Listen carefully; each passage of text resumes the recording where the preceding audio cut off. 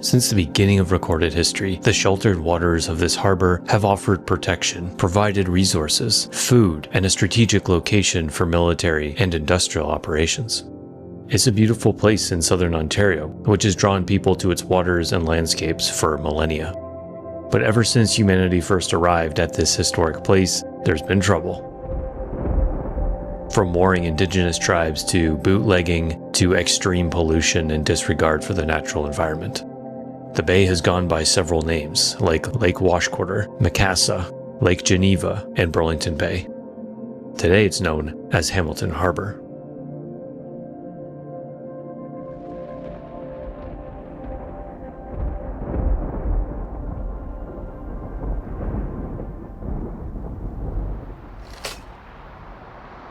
The harbour is surrounded by the Niagara Escarpment, a UNESCO-designated International Biosphere Reserve. The cliffs and valley lands that encircle the harbour offer beautiful vistas, mystical waterfalls, diverse wetlands, undisturbed forests, and river systems. At present, over 4,500 hectares of natural lands are managed by Hamilton Conservation Authority. Most of that land lies within the Places to Grow legislation and the province's Greenbelt Act. The city of Hamilton has incorporated these protection policies into their current urban and rural official plans. Hamilton's Clean Harbor program is working to transform the harbor by improving water quality, undoing environmental damage caused by decades of neglect, and restoring harbor ecology.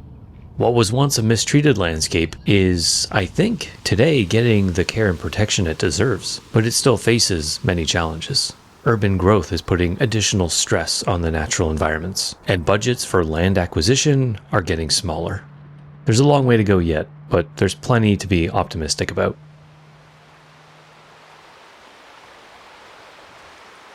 Traveling around the escarpment region, you can find some incredible places.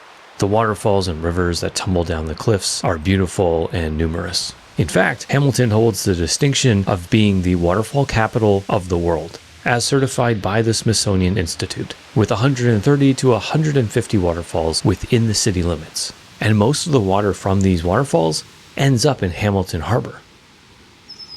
Even though the area is home to about 600,000 people today, there's a lifetime's worth of natural landscapes to explore. From the cliff tops, you can get amazing views clear across the valley of downtown Hamilton, the harbour and Skyway Bridge, and the Dundas Valley region. To experience the landscape more intimately, you need to head to the waterfalls and down into the valley below the cliffs. Two of the biggest and most powerful waterfalls are Tews and Webster Falls in Dundas. These two waterfalls are definitely the most popular, but thankfully you don't need an online reservation anymore to visit. They are great, easy options for anyone wanting to see some of the area's best waterfalls, but those are just two. There's like 100 more. The water flowing down from many of these waterfalls makes its way into the bay and eventually out into Lake Ontario. But the waves and water of Lake Ontario are pushing in the opposite direction, against the flow of the valley rivers and creeks. These forces have created two distinct sandbars. One creates the marshy lagoon of Cootes Paradise. It was named after a British military figure who used to hunt in the area. The second and much larger sandbar is where Burlington and Hamilton Beach is located. And both of these narrow strips of land have been significant locations for as long as humans have inhabited the area. They create natural harbors, which were important places to the Indigenous people for thousands of years, and war over the land and resources was not uncommon. The Hamilton Niagara area was occupied by the Eries, also known as the Neutrals, because they acted as a mediator between warring tribes to the north and south. Published in 1898, Mary Rose Holden describes in her book the tense situation around Hamilton Harbour during the Erie's occupation. The author was a member of the Beaver Clan of the Onondagas of the Six Nations. The story is told through the prism of her Indigenous beliefs and storytelling culture. It's a fascinating read, and I love getting this unique and ancient perspective of local history. I also want to note that this story is a different account of how the Neutrals were wiped out, at least in the Hamilton area. But I think this describes one of many conflicts that resulted in the Neutrals' downfall. This is an abridged and sometimes paraphrased version of the story. To the Eries, the head of the neutral confederacy was given the divine right of calling a peace council in time of war, thus becoming the arbitrators of all differences between the many nations and confederacies of North America. A woman was to be recognized by all the nations as the head of the neutral confederacy. Under the title of Mother of Nations, she had a right of calling a peace council in time of war, and to her lodge were carried quarrels and feuds to be amicably discussed, the differences adjusted, and the pipe of peace smoked together. At the head of Lake Ontario, Burlington Heights or Beach, an outrage occurred which led to the fatal breach of trust and peace. The circumstances are these. 2 Seneca warriors had sought the shelter of the Peace Lodge, had been received, and had just begun to smoke the pipe of peace, when a deputation of Mississaugas were announced. The newcomers informed the Queen that the 2 Seneca warriors had just returned from assassinating the son of their principal chief, evidently the Queen's lover. In a frenzy of grief, in answer to the demand of the deputation for the right of blood, she delivered the 2 Senecas up to be, The news of this violation of the rights of office spread in every direction. War councils were held. The war cry reverberated through the land. Dreams were dreamt. Visions were seen. While prophets and seers foretold the downfall of Indian supremacy on the continent, the neutral confederacy was wiped out by the Iroquois, the avengers of the betrayed trust. The sacred lodge of the Mother of Nations was demolished, and the tribes of the confederacy left with no monument to carry their name and no memory to distant ages, save the name of the Waters of Erie. If excavations had been made before the War of 1812 at Burlington Heights, now the city of our dead, more valuable data would have been discovered regarding them.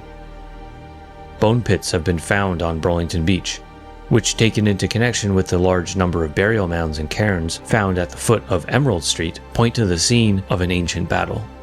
Indian tradition states that the heights and shores of our bay, stretching over the beach, gave the site to the final battle fought between the neutrals and the Romans of the New World.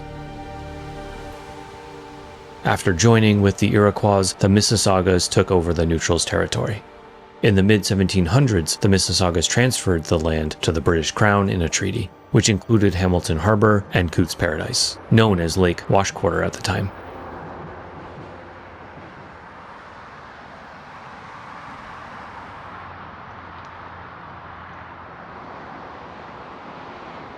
In 1785, Richard Beasley settled on the shores of Burlington Heights, and by 1815, a permanent European settlement had been established. By this time, the harbor had been renamed Burlington Bay, and the harbor had gained a reputation as being a beautiful destination. George Hamilton established a village in Barton Township, which occupied basically all of downtown Hamilton today. Industry would begin to grow in Hamilton. Small foundries were established, and soon more industrial activity popped up in the area. The steel industry would grow to dominate the Hamilton Harbor and become one of the largest industries in the area. With its large, deep-water harbor, along with the arrival of the Great Western Railway, Hamilton was well positioned to become an industrial center. Railway expansion nationwide was driving demand for steel, and Hamilton's economy began to boom. The resulting impact on the ecology of the bay, however, was devastating. In 1862, the Hamilton Spectator commented that the refuse from the coal oil refineries, which is emptied into the bay, is having a very deleterious effect upon the fisheries at the beach. It is said that the water on certain mornings is covered for a considerable distance with oil, and the effect has been to drive away the fish from the beach. The rapid urbanization and competitive commercial growth put environmental protection low on the priority list. Industrial runoff and city sewage was being dumped straight into the harbor, and fish stocks were showing signs of sharp decline. By 1900, the rate of cancer in Hamilton was 18% greater than the average for other Ontario cities, and the blast furnaces, which contained carcinogens, were linked to the higher cancer rate. During these early manufacturing years, other industrious figures emerged from the working-class neighborhoods of the city. During World War I, a man named Ben Kerr was working at the Royal Connaught Hotel as a plumber by day and a pianist by night. He was trying to make ends meet during a financially difficult period in his life. It's here at his after-hours gig that he met the infamous Hamilton gangster Rocco Perry, who is the king of bootlegging. Coincidentally, Kerr had experience with boats and his home backed onto the Hamilton Harbour. Coincidence? Maybe not. Maybe opportunistic on Perry's part. Soon he started running loads of beer and whiskey across Lake Ontario from the Hamilton Harbour Marina to the US side. Canada's prohibition had ended, but prohibition in the US was still going strong and would go on for like another 10 years. It wasn't long before Ben Kerr's financial troubles were over and he had a whole marina behind his house. In fact, you can still find one of the old storage cellars used during the smuggling operations. By the mid-1920s, Kerr was a legitimate bootlegger and was constantly playing cat and mouse with the Coast Guard. Soon it would come to a head when Kerr got into a shootout with the Coast Guard and then found himself on America's Most Wanted list. A few years later, he would disappear. One theory is that Rocco Perry got rid of him. Hamilton's industrial sector continued to thrive through the World Wars, and the port became one of the busiest on the Great Lakes.